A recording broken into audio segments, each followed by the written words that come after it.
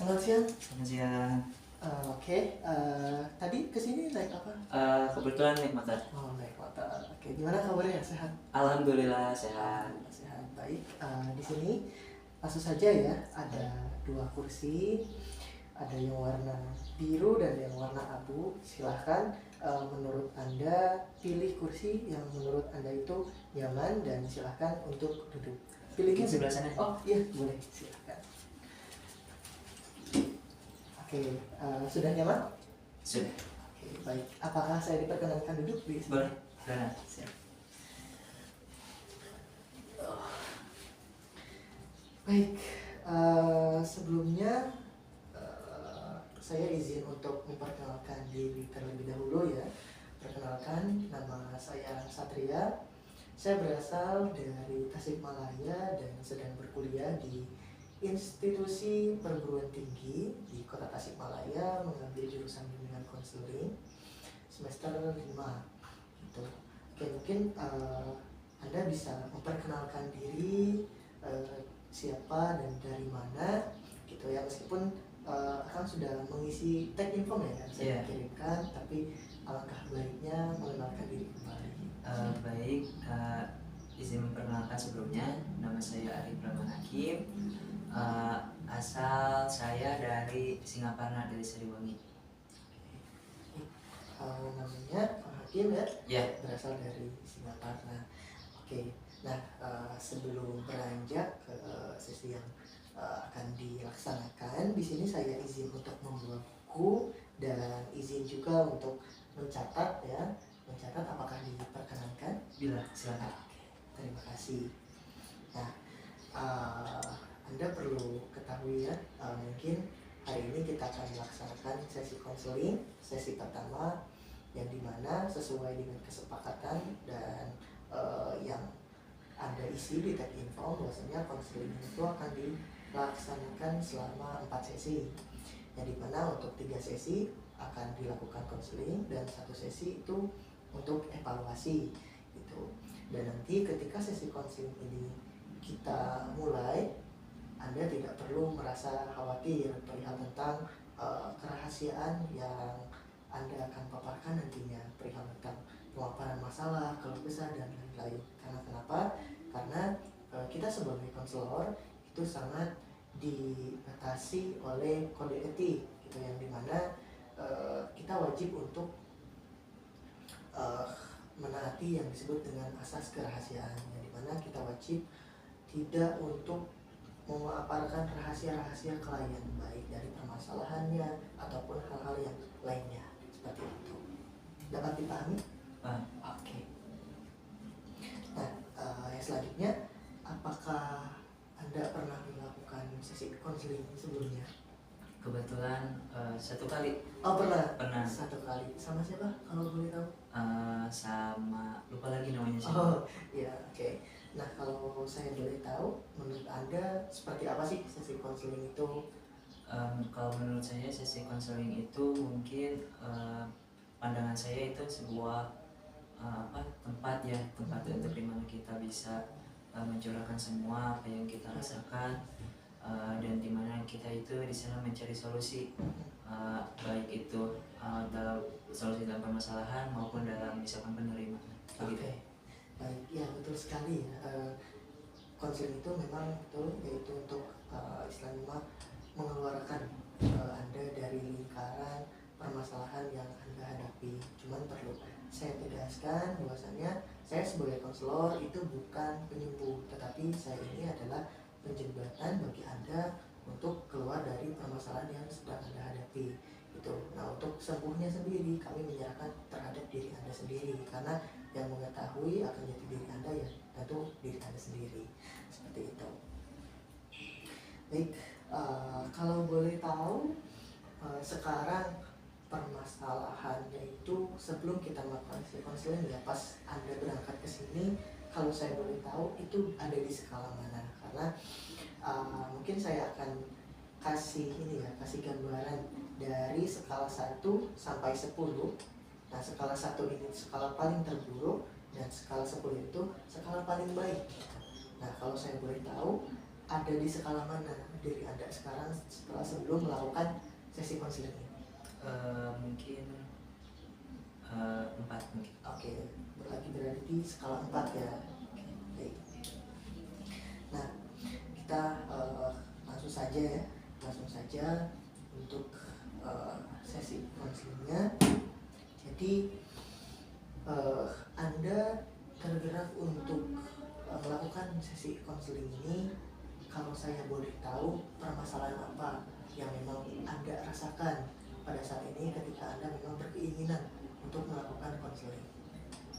Mungkin yang saya yang saya rasakan sekarang itu permasalahannya di rumah mumet, terus ketika keluar rumah ke kampus banyak, mungkin itu juga menjadi tanggung jawab sendiri ya, tugas, tapi dengan banyaknya tugas itu menjadi stres gitu, dan ketika di rumah malah jadi mumet begitu. Ada lagi? Mungkin permasalahan keluarga kayak gitu. Oke. Tadi Anda mengatakan bahwasanya Anda itu merasakan mumet dalam hal berpikir, mungkin terus stres karena mungkin dihadapkan dengan banyaknya tugas kuliah gitu. Bahkan tadi pun Anda mengatakan bahwasanya ada juga permasalahan keluarga seperti itu. Nah, kalau boleh diizinkan, kalau boleh saya tahu permasalahan keluarga seperti apa yang memang Anda hadapi ini? Mungkin yang saya hadapi sekarang itu yang menjadi beban pikiran saya ekonomi ya.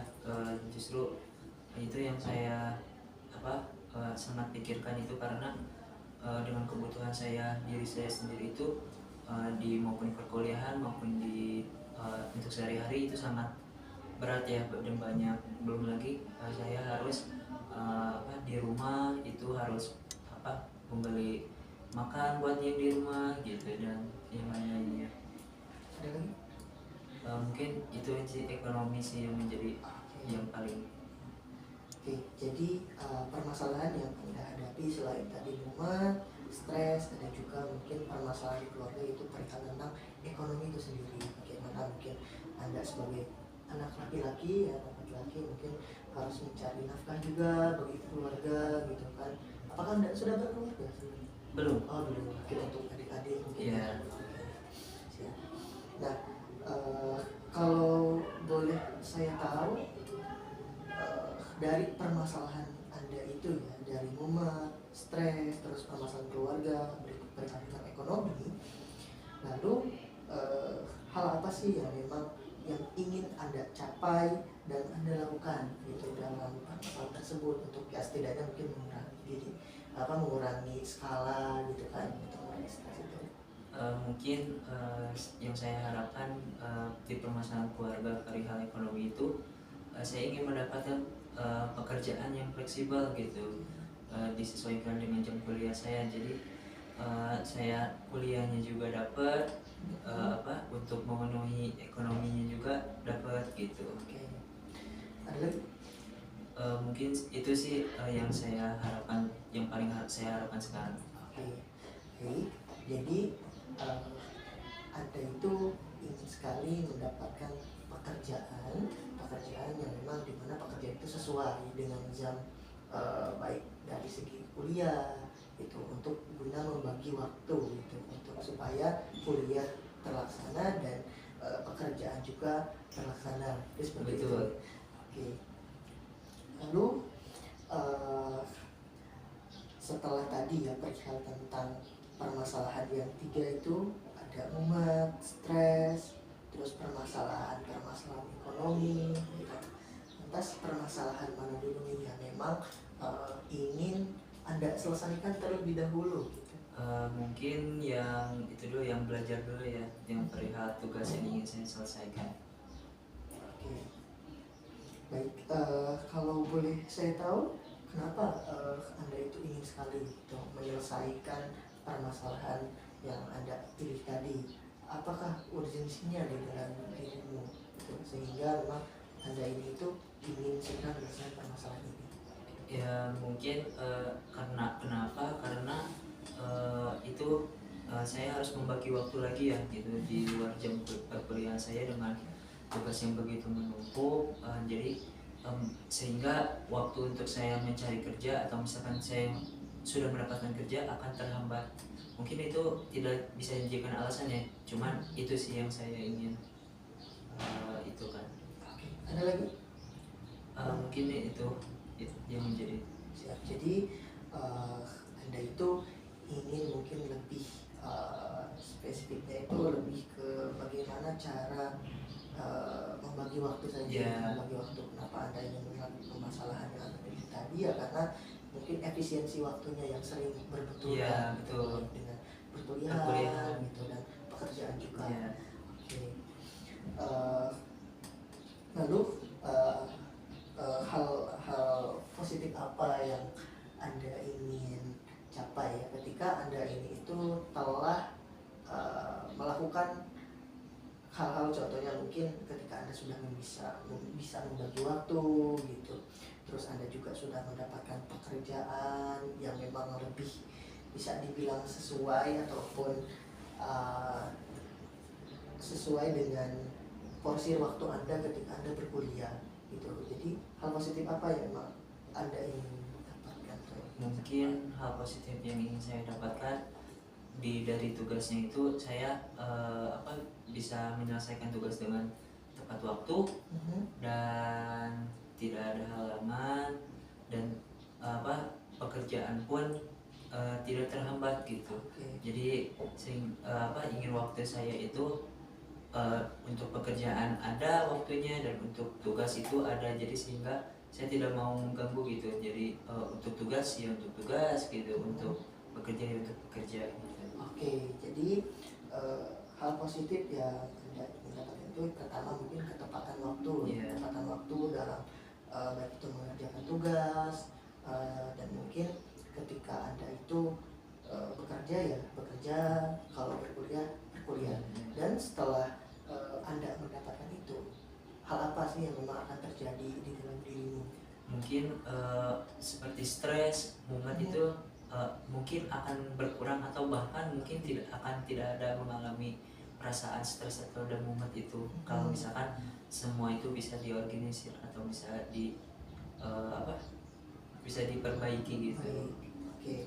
Jadi ketika positif itu datang, ketika kamu bisa menempatkan waktu sebagaimana mestinya, kamu tadi ya rasa stres momen itu mungkin akan hilang. Yeah.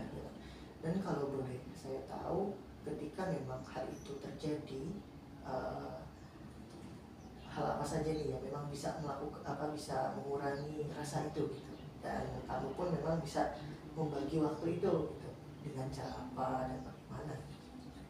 Mungkin ya saya mungkin di jam-jam kosong mungkin saya bisa mengerjakan tugas dan bekerja. Selepas itu pergi bekerja dengan tenang tanpa ada pikiran oh ya besok tugas belum selesai atau apa gitu. Dan kamu akan memanfaatkan efisiensi waktu seefisiensi Yeah. mungkin. Dan ketika kamu sudah melakukan hal itu, mungkin kamu akan bisa melakukan kegiatan-kegiatan yang lain sesuai dengan jam dan porsinya masing-masing. Oke, baik. Tadi dari hal-hal yang Anda paparkan terhadap saya, tadi saya ambil garis benang permasalahan di dalam diri Anda, bahwasanya Anda itu bisa mungkin bisa dikatakan ini itu agak sulit membagi waktu, membagi waktu dalam hal baik itu pekerjaan dengan jam kuliah. Seperti itu. Tapi mungkin di dalam dirimu juga kamu pun ingin ada kesesuaian ya, ada kesesuaian dan ingin ada istilahnya ketepatan waktu dalam dua hal tersebut. Oke. Nah, sini saya akan izin ya saya untuk mengambil salah satu kursi. Boleh. Itu untuk mengambil salah satu kursi. Nah, di sini ya bisa lihat. Ini nggak apa-apa, ini untuk duduk saya aja. Yeah. Gitu. Nah, Anda mungkin bisa melihat di sini ada satu kursi di sebelah sini dan yang Anda duduki juga, itu ada kursi juga. Oke. Anda mungkin bisa membayangkan nanti, dan Anda juga nanti bisa untuk memerankan ya, untuk memerankan di mana ada sisi emosional yang dominan dan ada sisi emosional yang cenderung bisa dikatakan lebih ke pasrah, menerima gitu, dan yang lainnya. Yang dimana untuk emosional yang lebih dominan itu kita namakan sebagai top dog, kursi warna biru, dan emosi yang cenderung pasrah, yang cenderung menerima, kita namakan underdog gitu. Nah, ketika nanti Anda duduk di sisi top dog, Anda perankanlah sebagaimana emosional yang lebih dominan itu. Yang saya maksudkan mungkin yang lebih dominan di sini itu ya ketika Anda memaksakan gitu, memaksakan untuk bagaimana Anda ini tuh memang benar-benar sudah, oh ini udah nggak bisa lagi nih, oh ini udah benar-benar mentok nih gitu. Tapi saya bisa kok, tapi saya bisa untuk meribas ataupun dalam kata halusnya itu mengerjakan ini semua. Tapi mungkin kata underdog nanti saya nggak bisa, saya tidak bisa seperti ini, saya harus seperti ini, harus seperti ini. Paham maksud saya? Baik. Oke. Sekarang Anda coba untuk relax, tarik nafas dalam, hembuskan. Oke, serileks mungkin. Oke. Apakah Anda sudah relax? Oke, baik. Boleh mungkin Anda berpindah tempat ke yang top. Oke. Silakan Anda berbicara terhadap sisi emosional Anda yang lemah, yang kita kasih nama underdog, dari sisi emosional yang lebih cenderung dominan di dalam diri Anda yang kita kasih nama sebagai top dog. Silakan.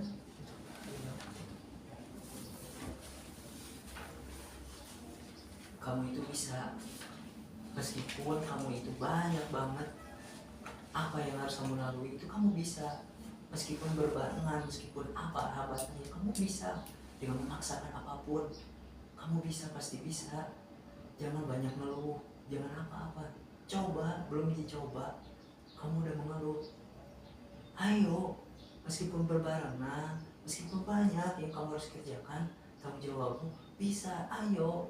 Kamu anak laki-laki pertama, jangan jadi pecundang, jangan jadi pemalas. Bangun, kamu itu laki-laki anak pertama. Bangun, jangan jadi pecundang. Kamu gak bisa diremehin sama anak lain, apalagi sama keluarga sendiri. Jangan mau dipandang rendah. Kamu itu anak laki-laki. Bangun, meskipun keadaan memaksa, paksakan, jangan ngeluh. Jadi dari top dog mengeluarkan sedikit sisi emosional, bahwasanya Anda tidak boleh mengeluh, Anda itu pasti bisa, dan Anda itu bisa melakukan hal-hal yang memang tidak bisa dilakukan oleh kebanyakan orang. Karena mungkin tadi kata top dog bahwasanya diri kamu itu adalah anak laki-laki yang memang tidak boleh untuk diremehkan gitu. Nah, itu mungkin haram ya hukumnya bagi si top dog itu untuk diremehkan itu. Lalu ada lagi yang ingin dikeluarkan oleh si top dog ini? Mungkin itu saja. Oke, baik. Mungkin Anda boleh berpindah tempat kepada underdog. Bagaimana kata underdog tadi ke si top dog ini? Iya, saya tahu apa yang kamu rasakan. Karena apapun yang dipaksakan itu tidak akan pernah baik pada akhirnya. Meskipun tahu kamu itu anak laki-laki pertama yang penuh harga diri, kalau misalkan itu tidak baik untukmu, jangan pernah memaksakan. Atur dengan sebaik mungkin, meskipun itu pelan-pelan. Tapi kalau misalkan itu pasti, ya tidak apa-apa. Jangan mengikuti orang lain, jangan pernah melihat orang lain. Lihat diri sendiri saja, jangan pernah melihat orang lain atas pencapaian orang lain. Capailah apa yang kamu inginkan dengan perlahan dan dengan pasti, tidak terlalu buru-buru. itu sebuah sebuah yang harus kamu capai. Tidak usah terburu-buru, jangan paksakan badanmu, kamu harus sayangi dirimu sendiri. Meskipun kamu anak laki-laki, pertama yang harus bertanggung jawab. Ya, biarkan saja mereka berkata apa, yang penting apa yang menurutmu benar, apa yang kau impikan, selama itu masih di jalannya, lanjutkan. Baik, tadi kata si underdog itu bahwasanya kamu memang bisa melaksanakan hal-hal yang menginginkan underdog, tetapi ya kamu juga tidak boleh keluar dari koridor yang memang sebagaimana mestinya itu. Lalu apakah ada lagi yang ingin dikatakan oleh si underdog ini kepada si underdog? Mungkin meskipun dengan perlahan, jangan pernah menganggap sebuah pencapaian yang kamu telah lakukan sampai sekarang itu adalah gagal, karena ini bukan sebuah jalan akhir, tapi mungkin saja ini adalah sebuah awal perjalanan itu. Oke, jadi tadi kata si underdog ke underdog bahwasanya ini itu bukan merupakan jalan terakhir, tapi itu awal ya dari perjalanan yang akan Anda lakukan gitu. Baik, apakah ada yang ingin dikatakan oleh si underdog ke underdog? Mungkin Anda boleh berpindah kembali ketika ada hal yang dikatakan. Mungkin saya tahu pada hakikatnya manusia itu dan tidak membedakan gender mau laki-laki maupun perempuan. Harus menyayangi diri sendiri, tapi kalau misalkan kamu harus dengan santai, mungkin berleha-leha kata lainnya, kamu akan lama sampai di titik apa yang kamu inginkan. Jadi apapun itu, selama badanmu masih kuat dan pikiranmu masih ada, dan selama itu menurutmu itu layak diperjuangkan, ya lanjutkan. Baik, kata si Toto bahwasanya tidak ada suatu hal yang memang ketika hal itu ingin diambil, kita hanya berleha-leha, itu tidak akan bisa kita capai. Tapi kita harus semangat, kita harus bersungguh-sungguh untuk mengambil dan melangkah ke jalan yang ingin kita tuju. Baik, adakah hal lain yang ingin dikatakan oleh si Tokdo kepada underdog ini? Mungkin jangan pernah mau direndahkan, dan jangan pernah mendengarkan apa kata orang lain, bahwa kita itu ya santai sajalah menghadapi masa depan atau menatap masa depan. Justru itu yang akan menghancurkanmu secara perlahan.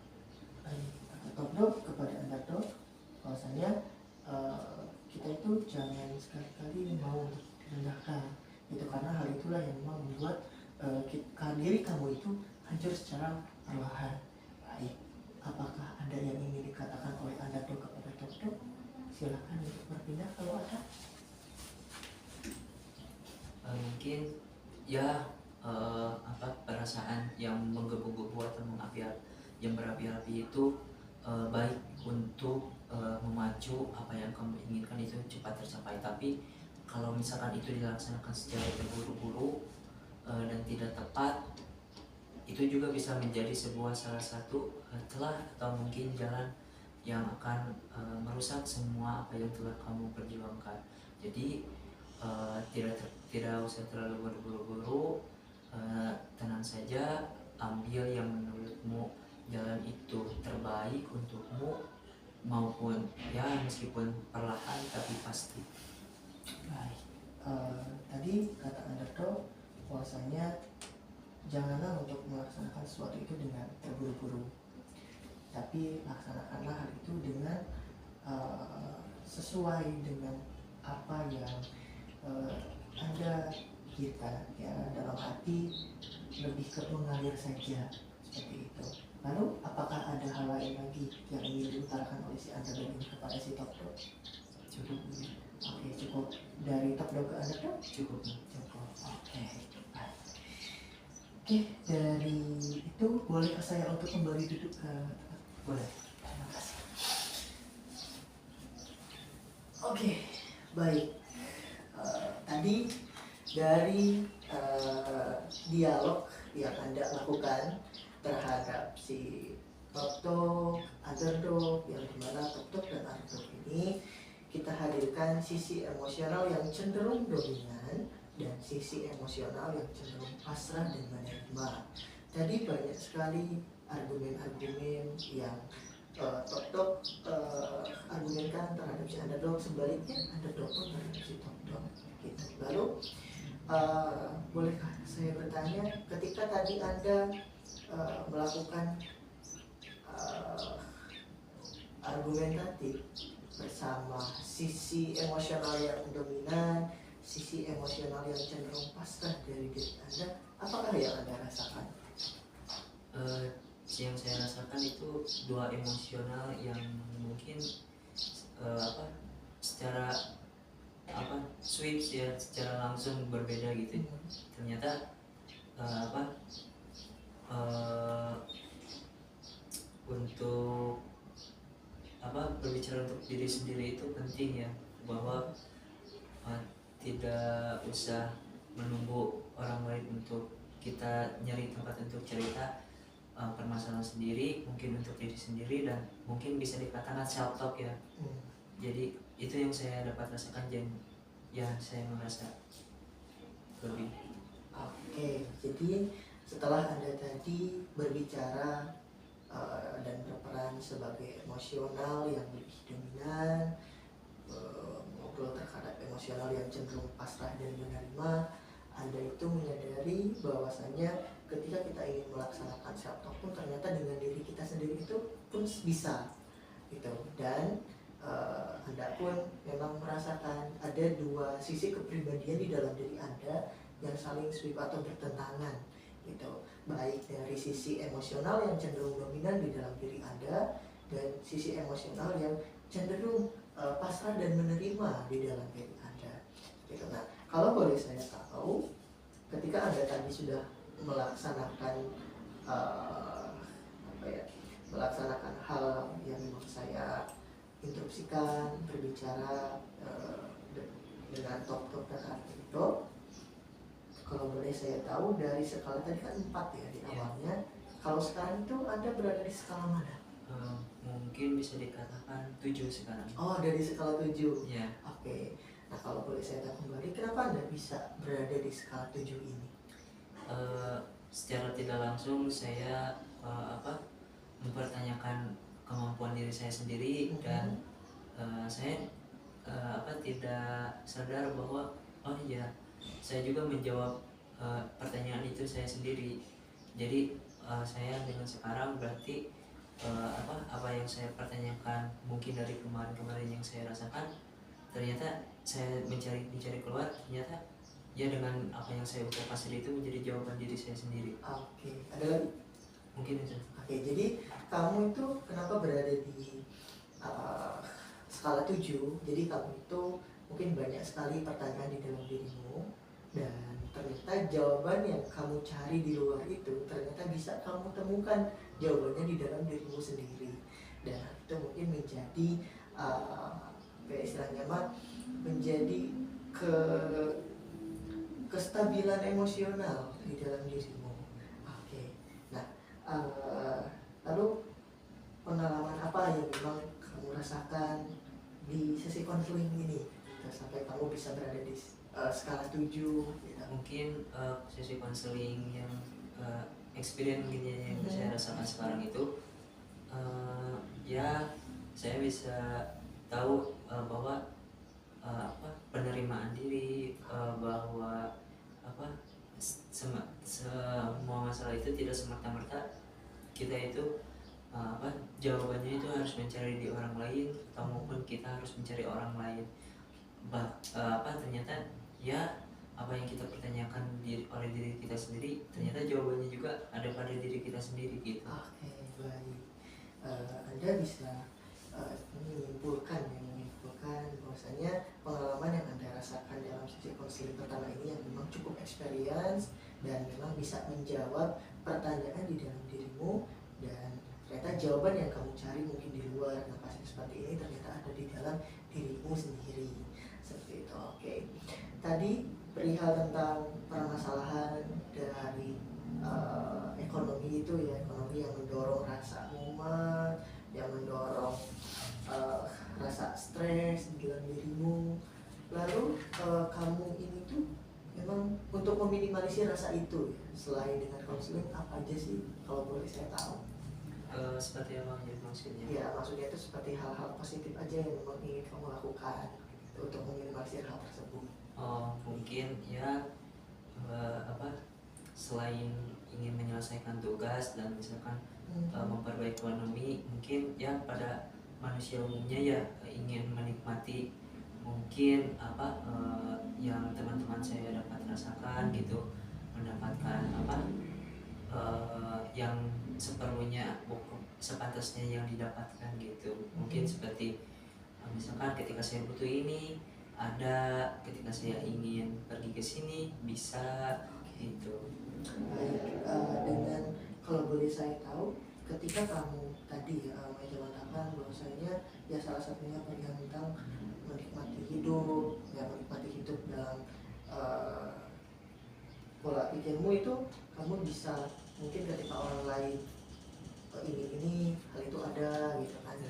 Nah, kalau boleh saya tahu, ketika hal itu ingin kamu capai, apa yang akan kamu lakukan?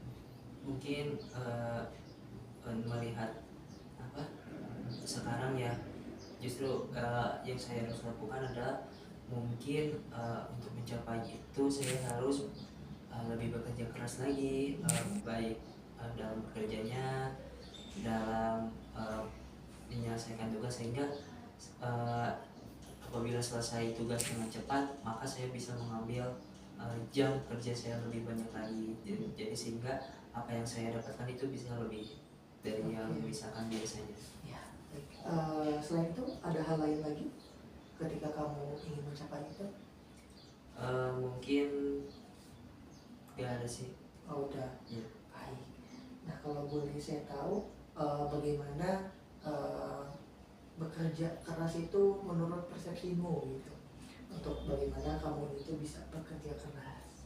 Bekerja keras yang saya maksudkan itu mungkin yang biasanya saya mengambil shift kerja itu misalkan hanya 3 jam atau 4 jam, 5 jam. Saya kalau misalkan saya bisa menyelesaikan tugas terlebih dahulu dengan cepat, saya bisa mengambil pekerjaan shift mungkin bisa lebih dari 5 jam atau 6 jam dalam sehari itu, sehingga di sana saya bisa mendapatkan uang lembur, uang bonus gitu. Jadi uang tip juga akan lebih banyak gitu. Oke, jadi untuk mendapatkan hal-hal yang memang kamu inginkan, yang kamu tadi utarakan, kamu itu pertama akan bekerja keras, yang kedua pengambilan waktu yang teratur. Guna untuk apa? Guna untuk memang menyesuaikan mungkin tupoksi kamu sebagai pelajar ya, sebagai pelajar. Jadi ketika ada tugas itu kau kerjakan. Terus ketika ada mungkin kelas masuk, kamu bisa masuk dengan tepat waktu, dan kamu pun bisa mendapatkan hal-hal yang memang kamu inginkan dari pekerjaan, baik dari tips, uang mungkin ya, gaji, dan efisiensi waktu. Ada lagi yang ingin kamu utarakan? Mungkin itu saja. Oke, itu saja. Baik. Oke, kita sudah sampai ke sesi akhir ya dari konseling ini, dan boleh nggak saya minta kesimpulan ya, kesimpulan apa yang memang kamu dapatkan dari sesi konseling yang dari awal tadi kamu masuk teknik sampai ke kamu sekarang gitu. Mungkin kesimpulan yang saya ambil mungkinnya dari sesi konseling pada hari ini, saya itu mendapatkan istilahnya pengalaman baru mungkinnya, bahwa dimana ya selain kita berbicara mungkin pada diri sendiri, juga diri kita sendiri ya ternyata itu tidak baik juga gitu, bahwa butuh orang lain untuk sebagai jembatan gitu, bahwa untuk kita bisa mengutarakan apa yang kita rasakan, meskipun pada akhirnya itu jawabannya ternyata kita sendiri loh yang jawabnya gitu. Baik, yang kamu rasakan mungkin kesimpulan yang kamu dapat simpulkan ya, kamu mungkin bisa lebih lebih paham perihal tentang dirimu gitu. Baik, pertanyaan di dalam dirimu ya mungkin boleh kita detok dengan diri kita sendiri, tetapi alangkah baiknya mungkin harus ada orang lain gitu untuk menjadi penyumbatan atau pendengar seperti itu gitu. Baik, Mas, mungkin sampai di sini dulu ya sesi konseling yang pertama kita. Tetapi ini saya punya tugas buat Anda, apakah diperkenankan? Boleh. Oke, baik. Mungkin boleh untuk ditulis Mas. Ya. Saya ambil ini dulu. Ini aja dari saya pribadi. Kan? Oke, ini ada kertas dan pulpen. Nanti Anda bisa tulis ya tugasnya apa. Yang pertama, bekerja keras. Yang kedua, pengambilan waktu yang teratur.